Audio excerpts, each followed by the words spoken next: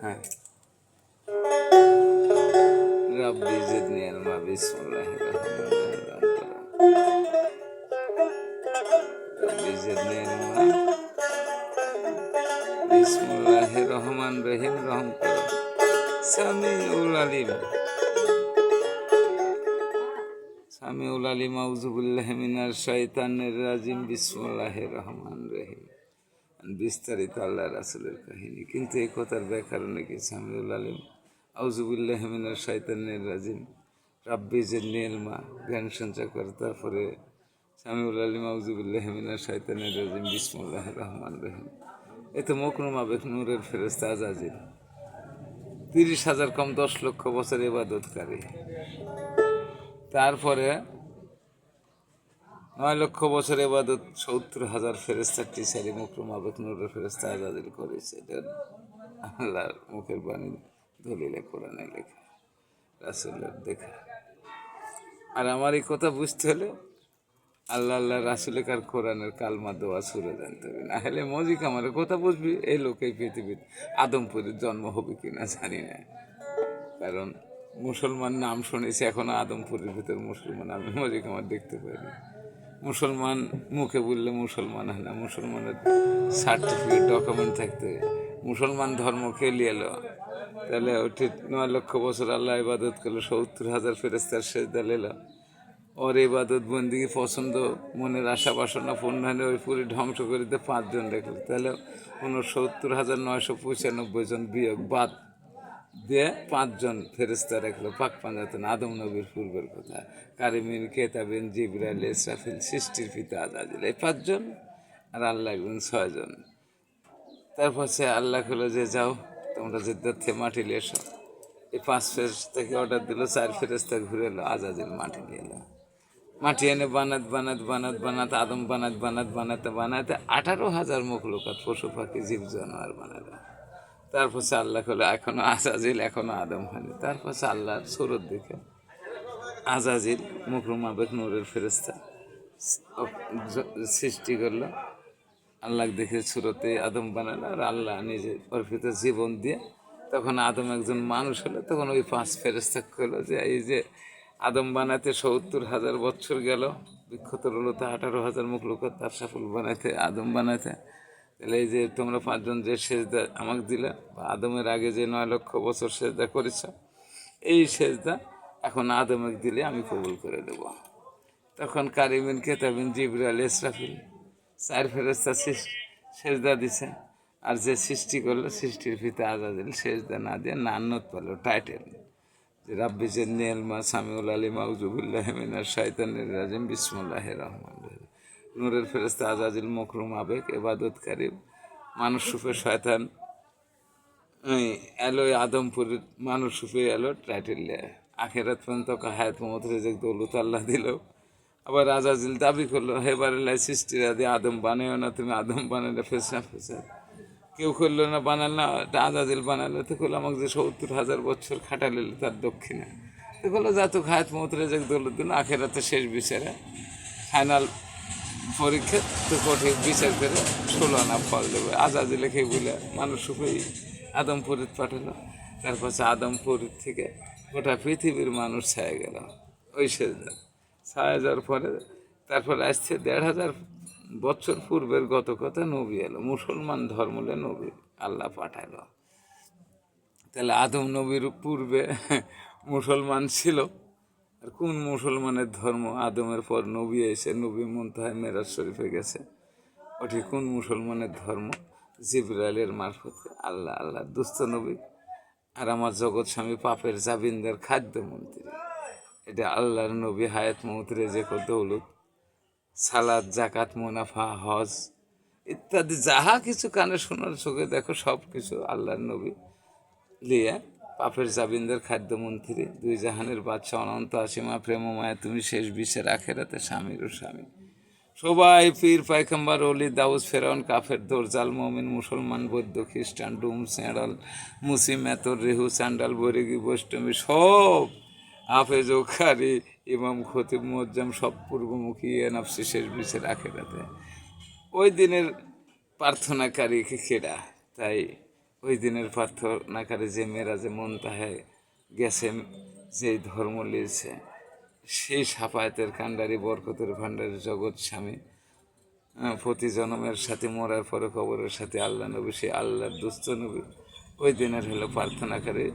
যে সূর্য আধা হাত উপরে আসবে, সবাই সাজিয়েছিল বড়, তাই সবাই পূর্বমুখী নাফসি বাঁচাও তুমি, আল্লাহ তো কাহার রূপ, আল্লাহ কাকে বাঁচাবি না, বাঁচাবি আল্লাহর দুস্থের কথা।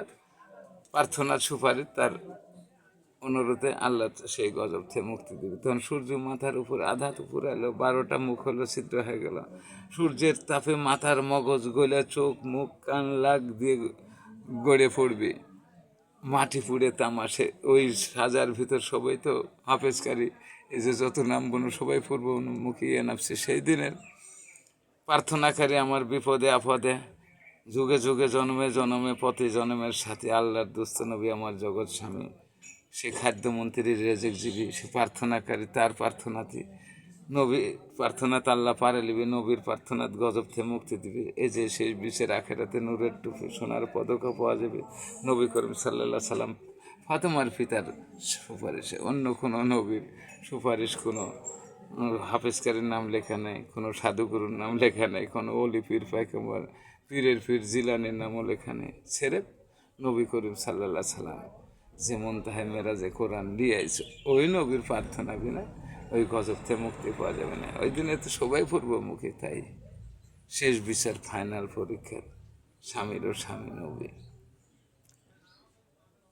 তাহলে নবীর প্রার্থনা বিনা আল্লাহ পারে লিবে না, নবীর প্রার্থনা বিনা কোনো গজবে মুক্তি পাওয়া যাবে না। তাহলে এই যে নবী বাদে এখন যে সবাই প্রার্থনা তু বাদা গাদা পড়ে মাপ ক্ষমা চায়, এরা নিষ্পাপ হয়ে ঘুরতেছে, তাহলে আল্লাহর নবী কোন পাপের দাওয়াত, জাবিনদার খাদ্যমন্ত্রী সালাতের দাওয়াত করে আমার সুরতেই নবী এসে, তাহলে আমি পুরুষ কোনটি অনন্ত অসীমা প্রেমময় তুমি বিচারের দিনের নবীর স্বামী, স্বামীরও স্বামী, আমার বইয়ের চাউল ফলের বাপের সবার স্বামী নবী, তাহলে আমি নারী, আমার স্বভাব চরিত্র আখলাক চলার পথে শরীয়ত মারফত হবিকত তরিকত, 4টে তরিক আছে ইসলামের, 5টা স্তম্ভ কালেমা দোয়া সুরা। মুসলমান হইতে লাগলে দরকার আছে, মুসলমান হইতে নবীর কাছে আহিলেই বায়াত হইতে হবে, স্যালেন্ডার আত্মসমর্পণ করতে হবে। তারপরে নবী পাপের জাবিনদার, নবী আল্লাহর কাছে ফরিয়াদ করবে, ওই পাপের ক্ষমা করবে। তারপরে যদি আমি নবীর কাছে বায়াত হয়, মুসলমানের খাতার নাম লিখে যদি আমি পাপ করি এবার ফাদ্দাস পারে, তার মুনাফা কবিরে গুণে তার বিচার হবে। তাহলে নবী তো চলার পথে সব কিছুই বলে দিল, বললো যে বাবা এই পৃথিবীর যা দেখবে শুনবে সব কিছু আল্লাহ আল্লাহ রাসুলের, কিন্তু আল্লাহ আল্লাহ রাসুল আল্লাহর বান্দাবান্দি নবীর উম্মতিক দিছে, এটা হিসেব করে খাওয়ার জন্য।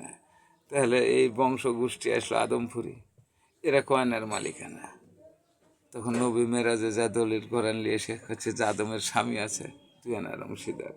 তাহলে নবী আমার সাফায়াতকারী, পাপের জাবিনদের খাদ্যমন্ত্রীর স্বামী। উইকানাতে হচ্ছে ফুলচুরাতের ঘাটে নবীরও দামান আছে, তাহলে নবী আমাকে ধুয়ে না দিয়ে সাপোর্ট করতে পারে, চাইরে না। তাহলে পৃথিবীটা বিশানা, বাকি 16 না। আলী বংশ এজিদ বেদিন কাফের, এটা ধ্বংস করছে আলী বংশ নবী বংশ করে। কোরআন খুতবে কারিলেছে হানেফ বন্দি, হাওয়া ফোলা গেছে ফাতেমার বেটি। আর এই জমি গুনেন, তাহলে এই যে হিন্দুরা কাফেরেরা বই খাতা কোরআন কাটিয়ে নিল খুতবা লিয়ে, এর নামে রেকর্ড পাতি খতেন, এরা যদি দোয়া মা জানতো কোনো মুসলমান পৃথিবীর থাকতো, তাহলে সুরা নেশা এটা রাসুল পাক সাল্লাল্লাহু সাল্লামকে নিয়ে।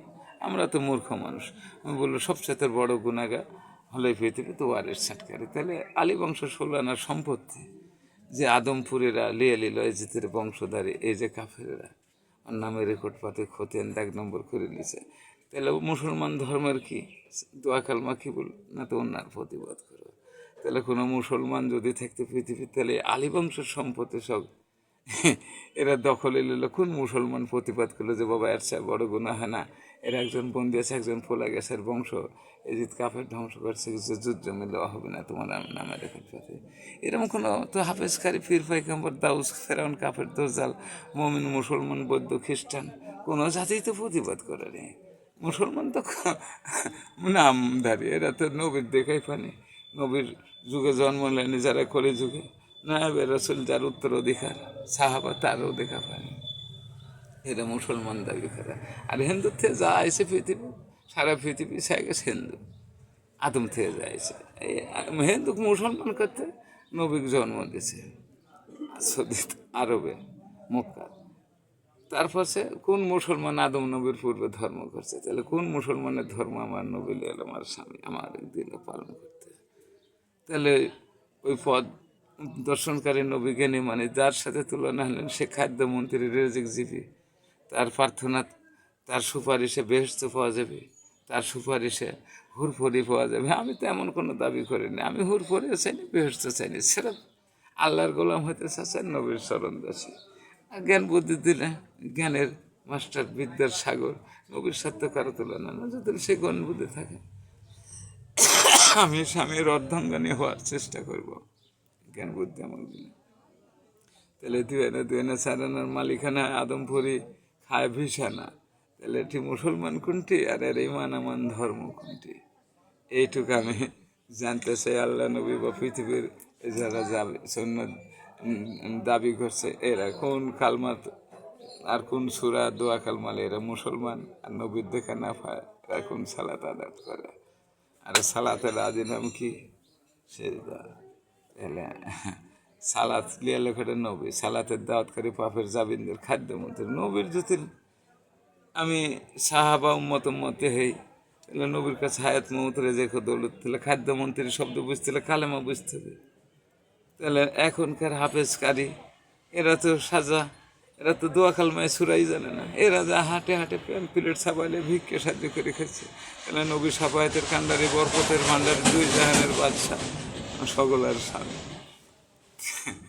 নবীর ধর্ম না করলে কোরআন খেতাব বাদ কাড়ি নিয়ে যে থুয়ে হাফেজকারী সেজে ভিক্ষে করে আল্লাহ বাদে সেজদা, রাসুল বাদে সালাদ, এইটা আবার কোন দোয়া কালমা? এটাই তো বুঝতে না।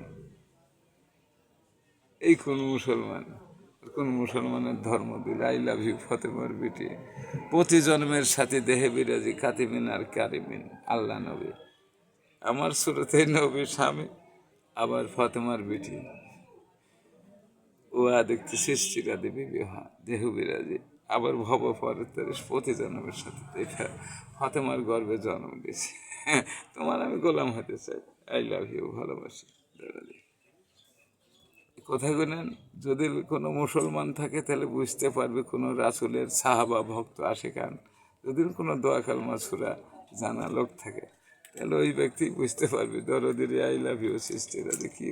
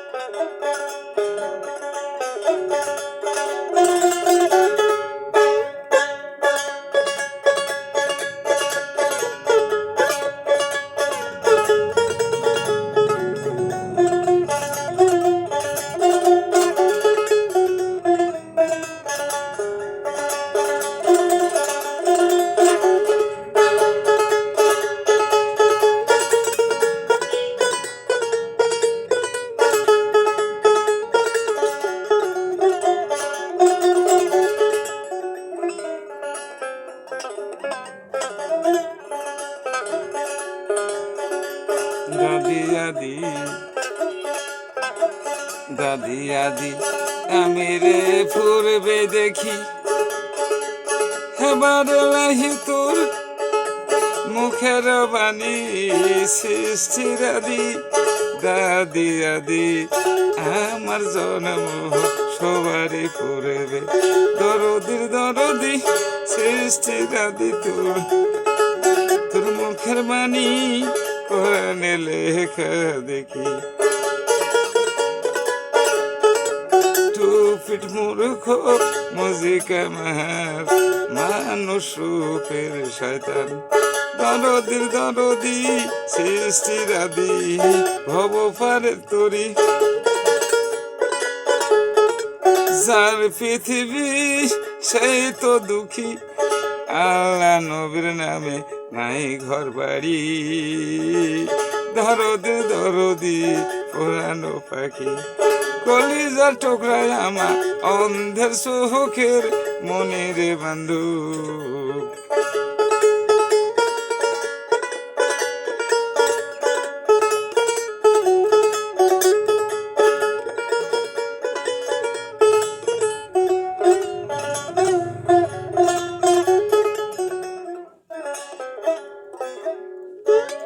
আল্লাহ, আই লাভ ইউ।